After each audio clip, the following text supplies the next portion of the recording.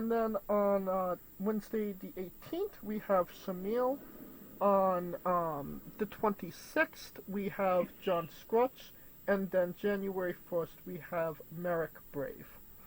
The 6th anniversary already looking up. January looking bright for wrestling entertainment as we beat this December cold. Alright, I think we're ready to talk about the news. No, Kaliko? Yeah, but December cold. It's like 80 degrees out here. Well, I mean, yes, we're in California, but I mean, there has to be other places in the world that are listening that are dealing with December cold. I mean, if you're in Chicago, I feel sorry for you. If you're in the Northeast, I feel sorry for you. And that's not just because you live in the Northeast. It's the cold as well. It's just more of the cold. But at least y'all get all those Russell Cades. Shit, be happy. I mean, trade off. Yeah. I mean, you freeze your toes off, but you got wrestling, so good for you. Alright, it was a great, it's a great day for wrestling, because we are wrestling with the news. I think the biggest news to come out of this week, was no other than the New Day's big split, or more accurately, the New Day cutting Big E from the group. Um, I I've never been one to be emotionally invested with the New Day. Um, Especially these last like couple of years, they've kind of just been a nostalgia act, if I'm being honest. But I like legitimately felt bad for Big E and what's been going on between all three of these guys. Um, and it it definitely got me interested in the New Day again, and I think it really breathes in new life into an old group that at least makes me feel, oh shit, what are they going to do next with this? It definitely makes you wonder what's coming up for the New Day.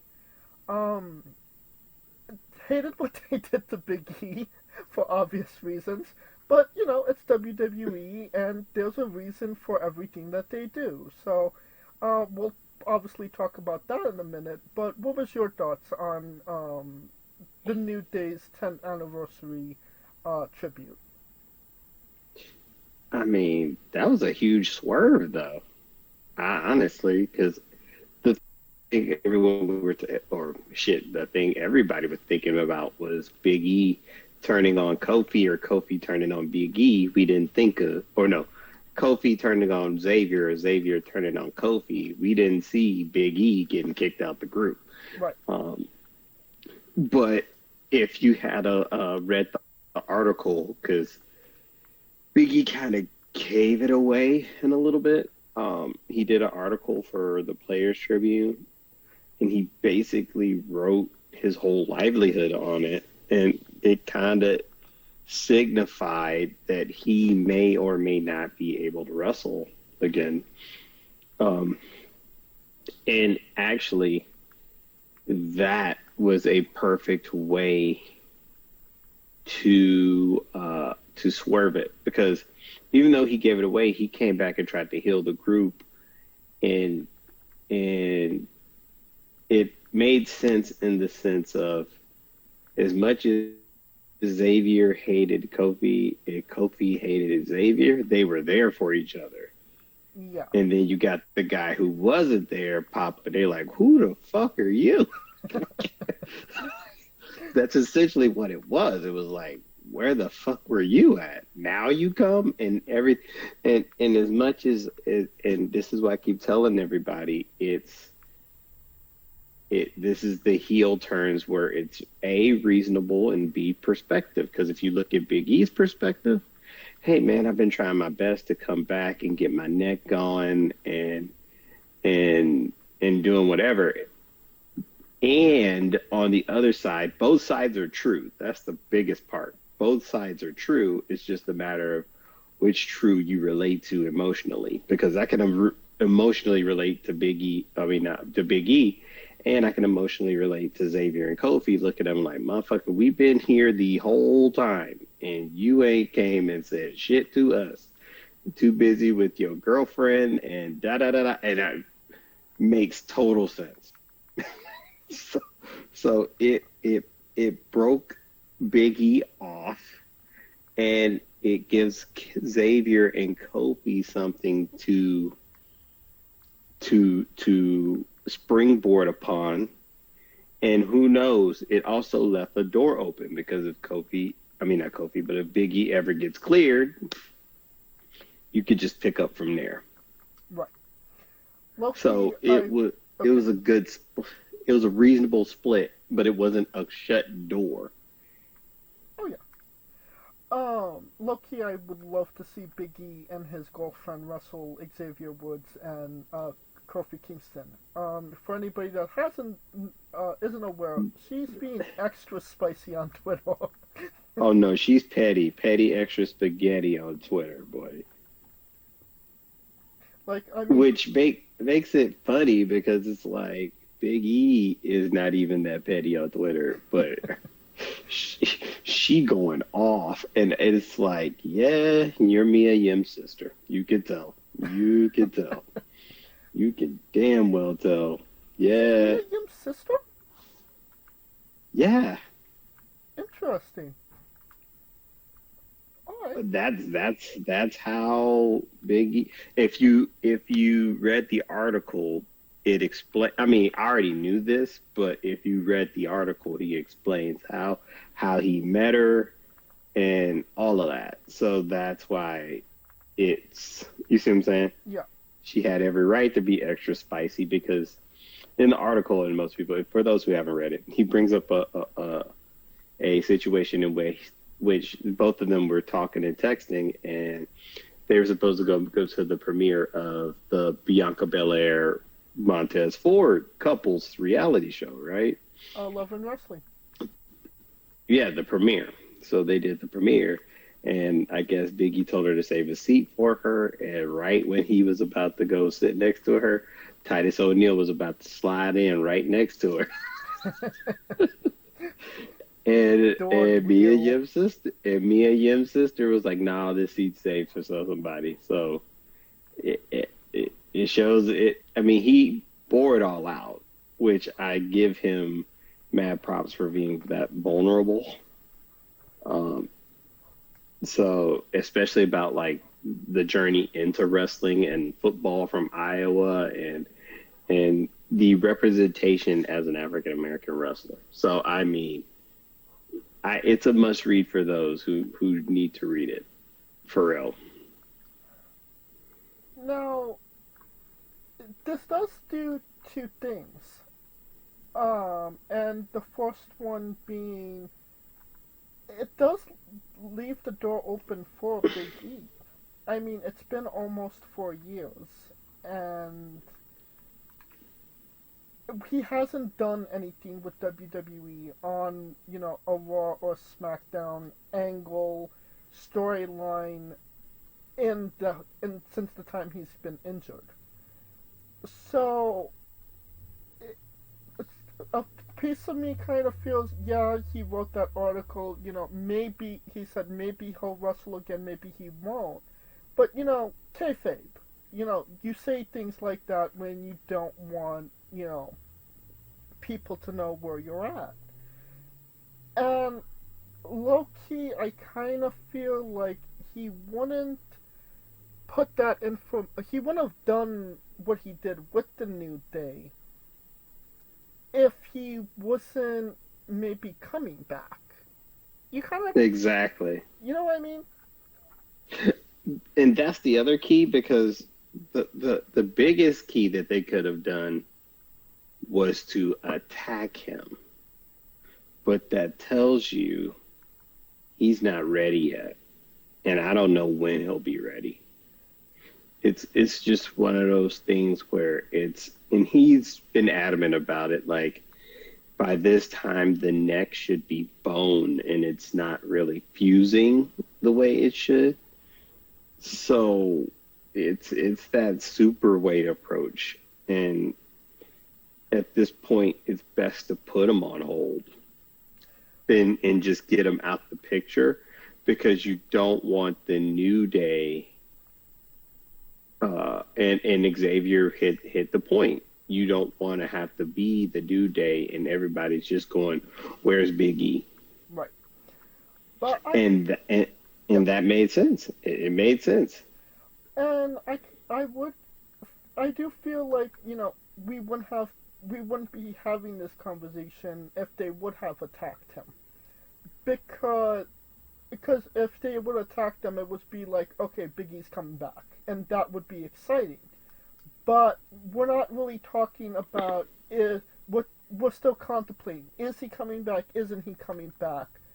But the main focus on the New Day shit on Big E, which obviously it should be because it was, you know, a dramatic heel turn, to say the least. So it opens that doors that we, oh well, maybe won't he, but I could kind of feel like if they would have turned attacked him physically, it would have gave up a little bit of that illusion. And yes, they're not his bestest friend right now, but I don't think they would have, you know, risked paralyzing him either, in a kayfabe sense. You know what I True. mean? So like if he comes in and they're like, get out here, I don't want to hurt you, and then he, Mm, attacks them. I think that would be a lot more impactful. hmm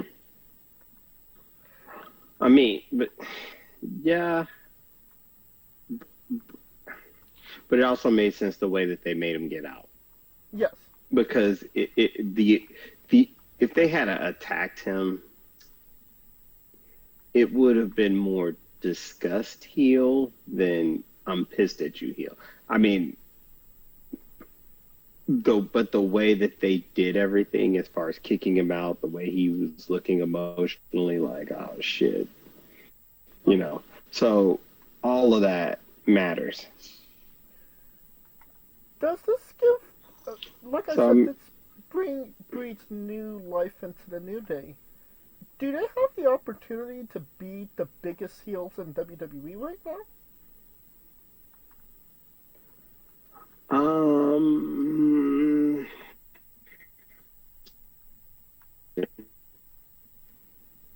I don't think that they could be the biggest heels. I mean, honestly, the biggest heel is. I mean, who is the biggest heel? Solo? The new bloodline? I would say it would for Hmm. SmackDown it would be maybe Solo, and on Raw it would be McIntyre. I would give.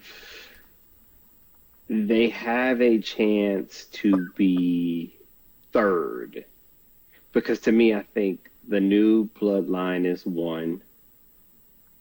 Kevin Owens is two. But Kevin's right. Kevin is right.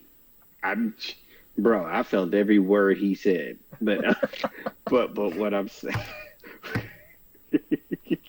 I ain't even gonna lie to you. When he said that, he was speaking truth. Like had me looking at Cody like, motherfucker, you need to be ashamed of yourself. You need to apologize.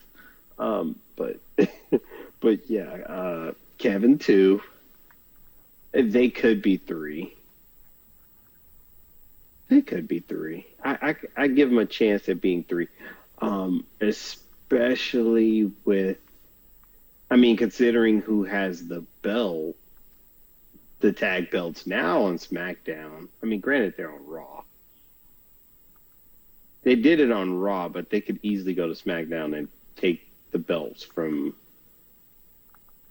The Motor City. from the Motor City Machine Guns. Why did Because they? I don't see Finn in them doing it unless they're a face is going to have to beat them. So it would make sense for them to do it on SmackDown. Well, I mean, you can get the belt off Finn and JD with the New Day until uh, against the New Day if you have Damian Priest cost Finn the championship, like Finn cost him the championship. But you would want the New Day to do it in a heelish way to where the people that's losing it get sympathy. And you don't want to give the Judgment Day sympathy because the Judgment Day really is not in need of it, right? I mean, who's giving So, sympathy to the Judgment Day? well, that's my point because, I mean, let's say Damien comes in. It makes sense more for Damien to, I mean, personally, I think Gunther is going to be the one to break him up because the way he's talking shit to him, I mean, I think he's the biggest. I mean, I wouldn't say he's the biggest heel, but he is the most honest heel I've ever seen in my life. uh, but I kind of but consider Gunther a tweener, if I'm being honest. He oh no, he's not a tweener. He's not a he tweener at all. he's a traditional throwback wrestler. He does want to win. He does want the competition, but when the competition comes, maybe he kind of backs up on it a little bit. You know what I mean? Not true because if you looked at the way that he spoke to Finn, he basically is telling him, motherfucker, I didn't want it because I'm doing it for me. He's telling Finn about himself. And here's the thing. He's a heel. I wouldn't even say he's a tweener. He's a heel. He's just a heel that wants to be alone, if that makes sense. I think it does. He just because keep in mind he kicked. I mean, there's no Imperium. There's literally no Imperium. He literally got rid of everybody. Yeah. I mean, So he loosely basically associated with wants to be Kaiser. on this. Right. Ludwig is somewhere trying to chase Braun, and he did that on purpose.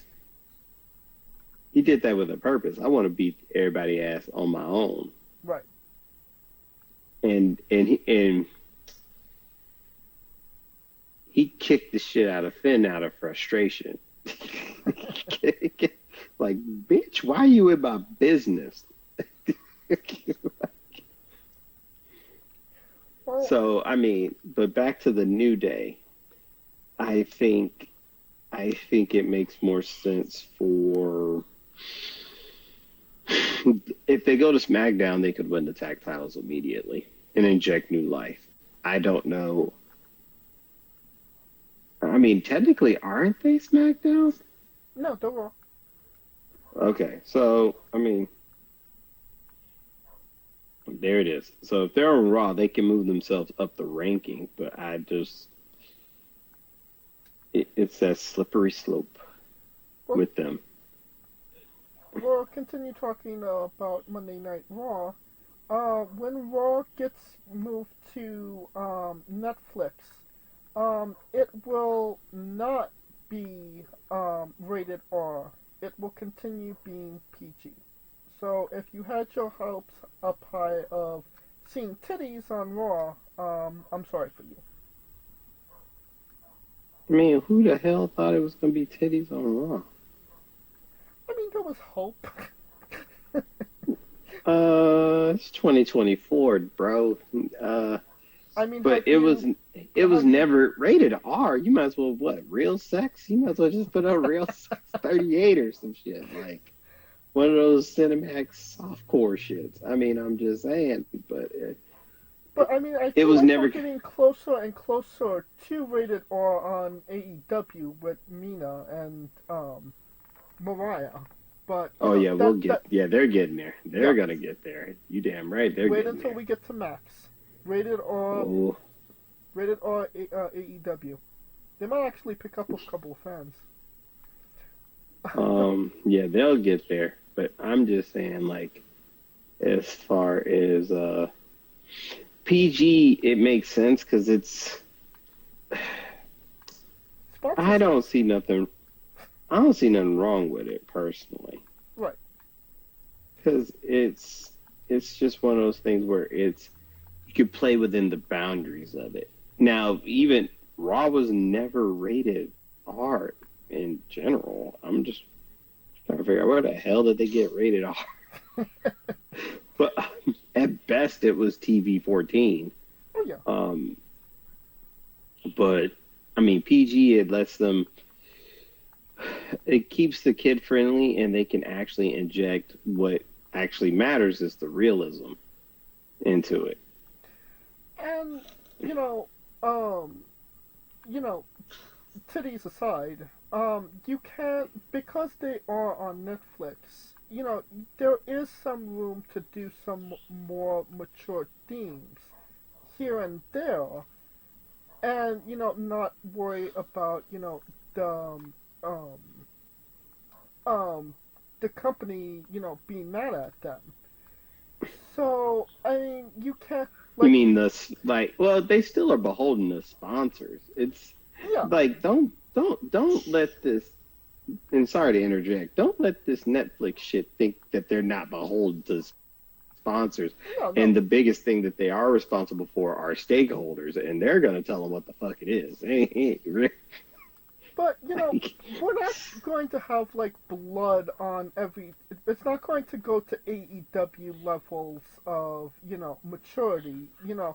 A a little blood bat well, not blood bat, but a little bit blood here, maybe a crossword there, and it doesn't. It's not going to take away from the show. It's going to be small things that add to the show that are as Ortrude says. I don't know if that's PG. you could you have that wiggle room of doing a little bit more, but the key word in this is constraint. Having constraint to not do it every single week, only when it well, matters the most. when it's necessary, yeah, when the storyline deems so. Because keep in mind, I mean, the most petty storyline, what Punk McIntyre, Blood really didn't get into it until the Hell in a Cell, which made it, you know, which made you buy into it more. So I expected to see it in like Hell in a Cell or whenever they do street fights and things of that sort. I think that Netflix gives them the chance to be more edgy with the realness that they display now, Right. which is what matters. Well, So they can go, you bitch, or they could kind of use the bitches and the asses and the. I mean, they maybe a couple of fuck yous here and there. Who knows? I mean, if The Rock's coming back, he's been known to throw in a couple of f bombs, so you know, I not mean, up. he is the boss. He is the final boss. He gets to Oh yeah. tell everybody off. Um, Speaking of the final boss, Tony Khan, the only boss of AEW. Uh, if you've been living under a rock for the last 2 weeks, you know that Ricky Starks was doing some independent shows, getting back out there, trying to wrestle. I don't know if you know this, Kaliko, but that's what wrestlers do. They wrestle. Um, and he was advertised for a show in Palestine for GCW. Um, Hmm. and then there were some comments made by a one big gay wrestler named Effie, and apparently those words went up Tony Khan's ass the wrong way, and he then removed Effie, not Effie, he removed Ricky Starks from the GCW show. Hmm. Um, that would be impactful if John Moxley wasn't on one of those GCW shows as well. So I don't know why Ricky Starks gets punished, but John Moxley is still, doing his John Moxley stuff. Because John Moxley is one of the right hand people for Nick Khan at this point. Because keep in mind, when the Punk shit went down, they practically made him like the locker room guy. Right. But what are your thoughts? Ricky Starks trying to do some stuff with GCW and his ass gets pulled. Right back. I mean, it is what it is. I mean, I think he's just buying his time. But the problem is that he even admits it. He's just itching to get back. He's been at the crib. I mean, he did the interview with Chris Van Fleet, and he's basically said he's just been at the house. Right. So he's itching to get back. It's just a matter of when he gets back. And I don't know what the beef is with them, but it seems like he's just eating the brunt of it.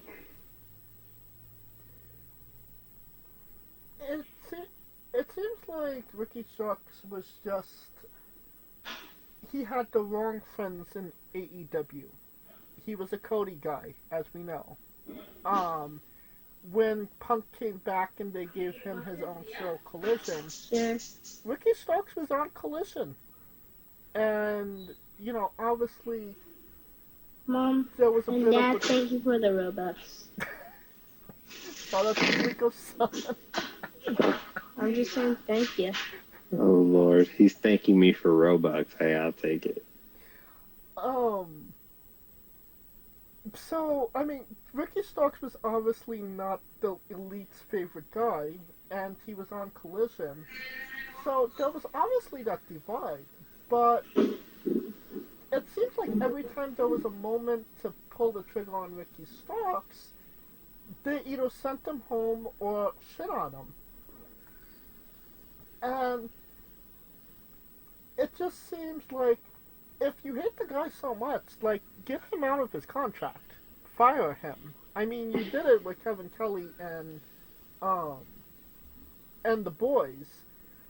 I mean, the only reason I feel like they wouldn't is because their pettiness is beyond compare that they don't want him to sign with WWE.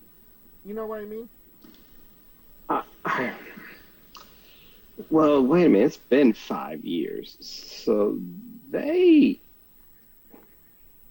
has to be, he's got to be out of it unless they're using the injury clause.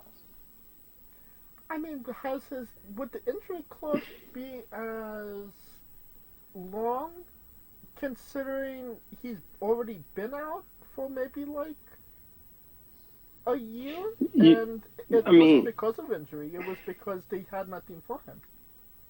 According to him, anyway. I don't know. I mean, they could have used the frozen contract clause. I mean, it's just weird that they're even. I mean, it's easier to shelve him and let him wander than, and hopefully he crashes out, which is weird. I don't know why they would do that, but I mean, if they're not gonna like him, they might as well just let him go. But I mean, it's AEW. Yeah. So we don't know what they're gonna do with it, and I don't know. It's mind-boggling. I mean, you mentioned freezing the contract because of injuries. That's what they're doing to Ray Phoenix of Penta and Ray. They froze his contract, so Penta's a free man. He could leave I believe he already left. But Ray is beholden to the contract because he missed so much time because he got hurt. Yeah. And they're not using him on. They said that they have no plans of using Ray Phoenix as of now. So you can work, but they're not letting you work. So you just have to wait until your contract runs out. That kind of has to be illegal, right? No, I mean it's just holding to the term of the contract. It's just one of those things where that's a common practice because it's like I mean it's common practice in wrestling. I don't know if it's that common like in the NBA or the NFL because when you're hurt, you're just hurt. It is what it is, and that time just counts. But here they can use that because it's almost like because in wrestling you have to fulfill a certain amount of dates. Right. So that's where it kind of screws them over. Because it's like, oh, well, you need to fulfill X, and you're not fulfilling X. So therefore, since you're not filling those, due to your injury, we're freezing it. So that way, it's no harm, no foul. But he's healthy enough to compete now. So I mean, it's not they're not allowing him to fill those dates because they don't want him on the show. Because they don't want him to get star power on his way out the door. Yeah. That's a common practice. I mean, you could do what if you were petty beyond all belief. Then I mean, you could just make him a jobber for the next 6 months. They could, but even then, you're still on TV. You're getting the time, which is the most important thing. I mean, you could put him on Ring of Honor. Nobody watches that. How dare you? I watch Billy Stark. I mean, I love Billy. But Ring of Honor is legitimately if they wrestle in the woods. Because would anybody hear it? I understand. Yep, I get it. But I still, keep your ears tapped to the streets for Billy.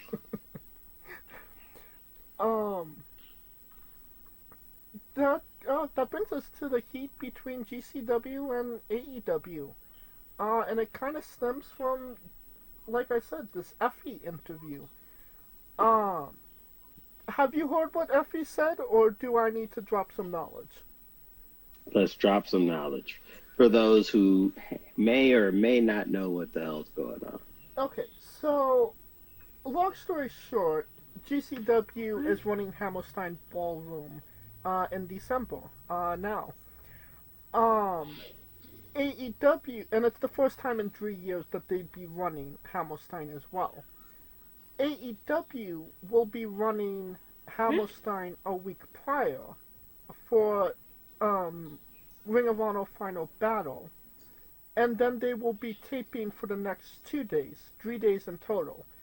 So, Final Battle, Dynamite tapings, and Collision tapings in 3 days, all in Hammerstein Ballroom, right before GCW will be attending. Effie, obviously very much a GCW guy, very much a Brett Lauderdale guy. Brett Lauderdale is the promoter of GCW, for anybody that doesn't know. Said it's disrespectful, all guys are on your show and you bring your guys to our show, but, and I'm paraphrasing here, but you don't give us the courtesy of, spacing out, like giving it like a 3 or 4 week. It means something to us to be in Hammerstein. You're only going there because you can't fill 10,000 seat arenas. Ooh. You're downsizing. Damn. And he said, they're trying to get some extra ticket boost because its Final Battle was always in Hammerstein. But he also made the claim, it's not the same Ring of Honor. These are basically the AEW Dark guys that are the Ring of Honor guys now. He said no shade to the guys, but they're not selling tickets. And this was one of the big shots. he said GCW is successful. They're making money doing what they're doing. And yes, he's aware that they're running a lot smaller um, arenas, smaller venues. They are making money off of these shows because Mm-hmm. a GCW can't run on a $40 million deficit like AEW is. Apparently AEW is running on a $40 million deficit. I think a lot of Jesus. that's from Put the whole business on the screen. Like, and the last part was Tony Khan is the type I can't remember the context of it, but he basically said Shad Khan is paying Tony Khan to stay away, and that's why AEW exists. wow. I Wow. Yeah, I even mean, Kaliko-san is shocked. yeah, everybody's shot. I mean, but yeah, that's some wild ass shit to pop off. Not really I wouldn't necessarily say I'm a fan of the wrestler of Effie, but he does make a lot of great points. I mean, a broken clock is right twice a day, right?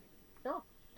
And I I can mean, completely understand where your dad is paying you to stay away would rub Tony Khan the wrong way. oh man, that's just like fighting words. Them fighting words. We fight. Although Tony can pay niggas to fight for him, so that's he'll pay a motherfucker to fight for him. He doesn't. He don't need it. Yeah.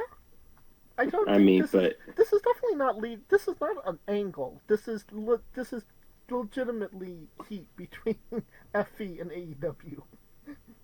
it sounds like it, and it's just one of those things where it's like, you try to figure that out. It's like, although GCW, yeah, as much as it's GCW is small scale, they are, they have a cult. Yes. They do have that. If you can't say they have nothing else, they got a goddamn following. Would you say that a good portion of AEW fans or GCW fans? That's a good question because of the simple fact that usually AEW tends to lean more to anti WWE, if that makes sense. Yeah, no, I understand what you mean. I mean, it just seems like it just, I don't know. I don't see the crossover. I can't see it. It's just because GCW, that means you're loving it for the violence. In AEW, you would think it would cross over, but I wouldn't see it as so. Well, I mean, whatever. But a lot of those people are there and back, so it's a crossover thing. But I could also see people who go to GCW because the tickets are reasonable. Are tickets reasonable? I mean, they got to be more reasonable than AEW. I mean, they're definitely more reasonable than WWE at this point. Shit, what ticket isn't reasonable then? Shit. Right. Name a ticket that ain't reasonable. But like you said, GCW has, a cult following.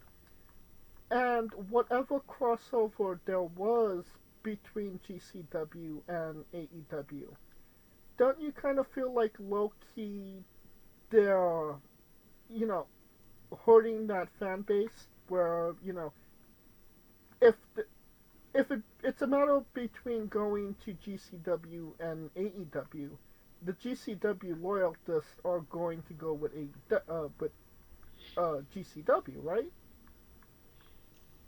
You would think I mean, one would think, but the two things can be mutually exclusive. and you But definitely don't want to step on the toes of the people that are helping you. Even Effie said they were running center stage in Georgia. Um,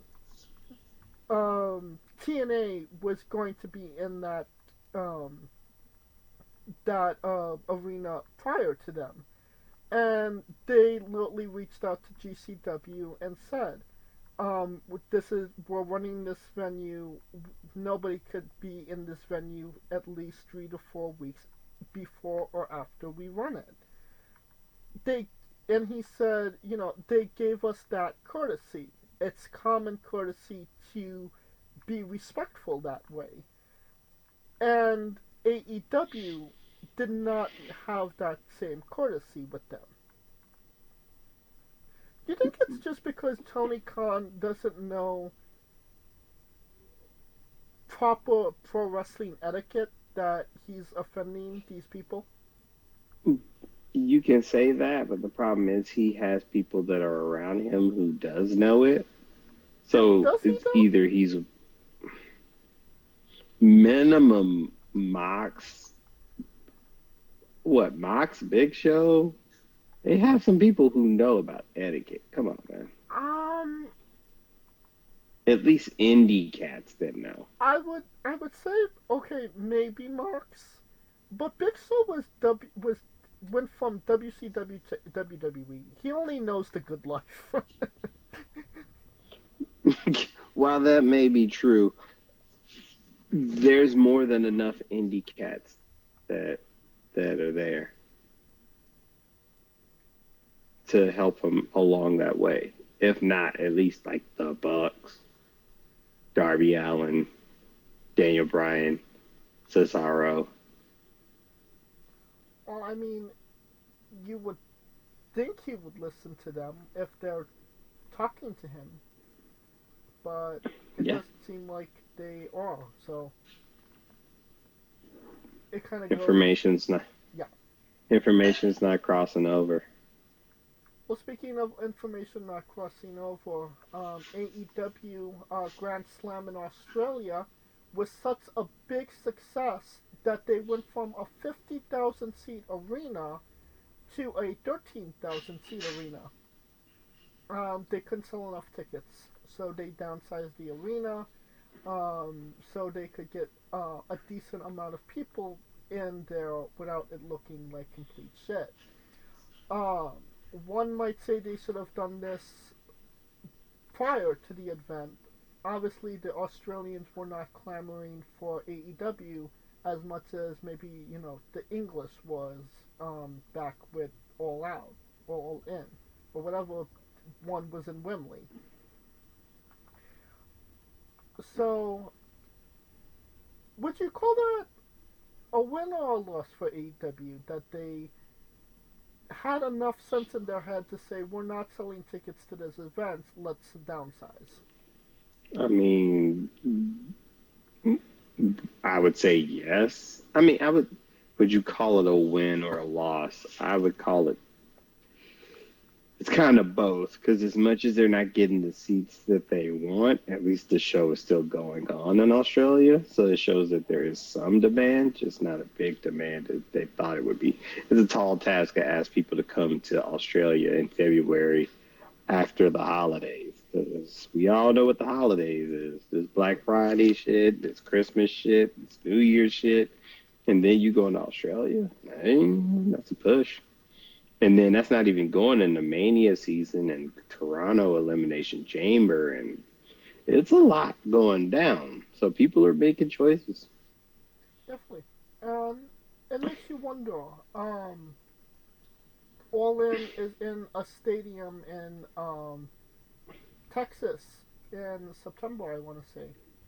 Does that get downsized to an arena? If it's in Arlington, I don't think so. We're definitely gonna have to check those tickets when they go on sale. Maybe they're already on sale. Who knows? Probably. I don't think they're there yet. They'll probably get there in about a month or two. So, Well, one but might say, obviously WWE is hot right now. People are going with that. That's why, tickets are exploding for WWE, sales, yada yada. Um, and it's just not, that time for AEW. Well, on the opposite end of that spectrum, TNA, they have decided to run larger buildings in the upcoming year. They're going to be doing 1,500 seat arenas. I want to say maybe 2,000 seat arenas. Um, which is obviously a higher bracket than they've been in for the last 3, maybe 6 years. I don't. Uh, I literally cannot remember the last time they were in in an actual proper arena. So Bound for Glory, San Diego. I don't know. yeah, if somebody That is knows a that, big, and I'm guessing. I'm mad guessing right there. so they're obviously feeling confident enough that if they go into one of these arenas, that they will, you know, have enough people clamor for the product that they will actually get, you know, more money from it. Which I mean, it's a brazen thing to do, but they have to try at some point, no? Yeah, you got to give it a shot at some point. I mean, it's now or never. They're heading to LA in April and New York not too far after. So I am generally curious. Tickets go on sale on December 20th, so I am generally curious to see how that's going to go. Or are they going to get what they need to continue this trend, or will it be just be an all-failed experiment? I hope not. I hope that they're able to succeed. But it is TNA, right?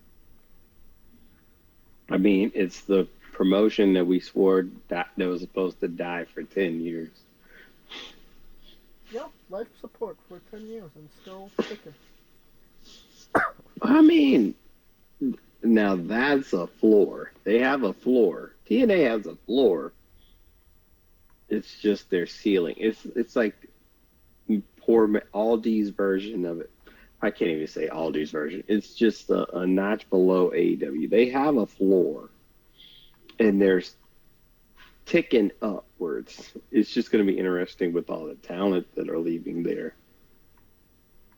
With some of, well, not all, but some of the talent that's leaving there, can they sustain it? Right. As long as they make Joe Hendry happy, I guess. And don't think that that's the only reason that they're running those buildings is because of him getting that good Joe Henry money before it runs out. Hey, man. Should have put the belt on them if they wanted that. Oh yeah. 10-year title run, Joe Hendry. I mean his contract's coming up sooner rather than later, so Ooh, he about to. He'd be like, well, how much Moose making? Triple that. No, it's I low key I kind of feel it's like fuck this shit, I'm out. You think so? I think so. That is. Ooh. You find more value in a WWE mid carder than a TNA original. Fuck you. I mean, but it's Dolph Ziggler. I mean, he was not a. How dare you, sir? When he was world You, champion, he was a mid carder. sir, I am flabbergasted. He was a sole survivor, sir. Okay. Um. Yeah, like, no joke, literally 10 years ago. Yeah, Oh, 10 years ago. That's what I'm telling you. yeah, Sole survivor. 20, 2014 Survivor Series. Sting makes his debut. And oh yeah, Dolph Ziggler was the sole survivor. Don't you forget it. Well, the sole survivor of, I believe it was ESPN, or maybe it was another one, I can't remember. There's a thing called, the top 30 pro wrestlers under 30. Oh, the 30 under 30. Yep. Yeah. And last year, though, it went to MJF. This year, it went to Dominik Mysterio. Dirty D getting his recognition that he deserves. MJF was number 2. I can imagine that wouldn't go up Max's ass the wrong way, no? He probably wouldn't. I think he's probably at the state he doesn't care. Loki, I do feel that he does care. Tony Um, Storm, Tony Storm was 3 and Rhea Ripley was 4, if I'm not mistaken. Actually, I can pull it up right now. We go. I'm surprised you didn't just run down the list. I mean, it's not Peter. Never mind. Let's not do that. let's see it. You right. Let's not even go there. Yeah, number 1, Dominic. 2, MJF. 3, Tony Storm. 4, Rhea Ripley. 5, Mariah May. 6, Konosuke Takashita. Take us. 7, Jack Perry. 8, Kyle Fletcher. 9, Daniel Garcia. 10, Shota Umino. Braun Breaker's 11. By the way. Interesting, considering the breakout year he had. Kaito Kiyomiya, 12. El Hijo del Vikingo, 13. Chris Statlander, 14. That's good for her. Austin Theory, 15. He was 3 last year. 16, Jordan Grace. Damn, she's not 30? I feel like she's been wrestling for 10 years. She's been wrestling a lot longer than 10 years. I know. I feel like she's like the Morgan Freeman of wrestling right now.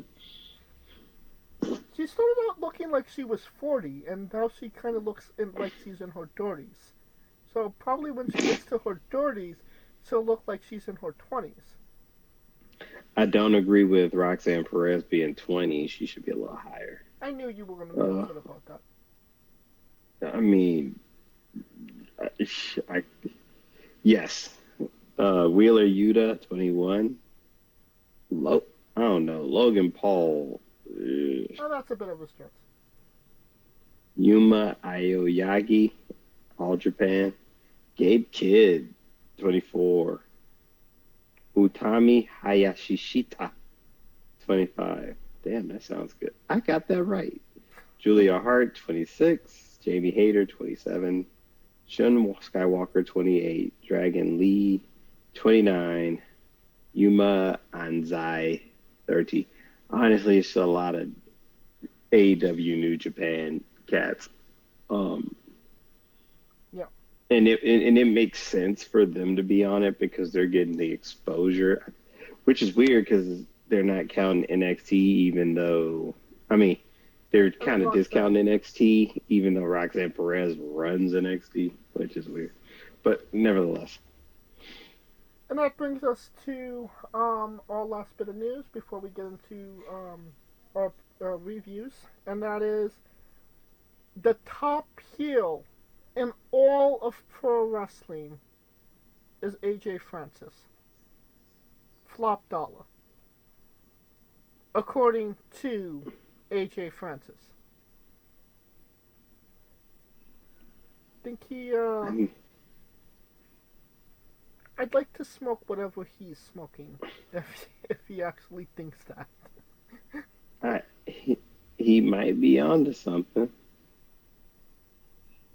Okay, so you're agreeing with Top Dollar? You gotta have people to hate you. And he does have that. I mean, I feel like Jim Cornette gets more hate than him, and he's not even wrestling. He's just talking shit at this point on YouTube. But I think Jim Cornette knows how to talk shit. AJ Francis exists, and they don't like him. Well, I mean, but in that case, Dominik Mysterio should be number one. I mean, he can't be number one in everything. Well, I mean, it would generate more hate for him if he was. I don't think he's more hated right now than he used to be. I mean, he was pretty hated, and then when he turned on Rhea, he was, like, mega hated. True, but even then, still, like, nothing. Even though it hasn't been the same. I mean, they talk. He talks, and they don't, boo him. Yeah. So, I mean, give him that much. I don't feel like I should give AJ Francis anything at this point. Alright, that'll conclude our coverage of the news. And now a quick word from our sponsors. Hey folks, this is the Colossal Mike Law, and you are listening to Wrestling with Entertainment. Enjoy the show, support these guys. We appreciate it very much. We'll see you at ringside.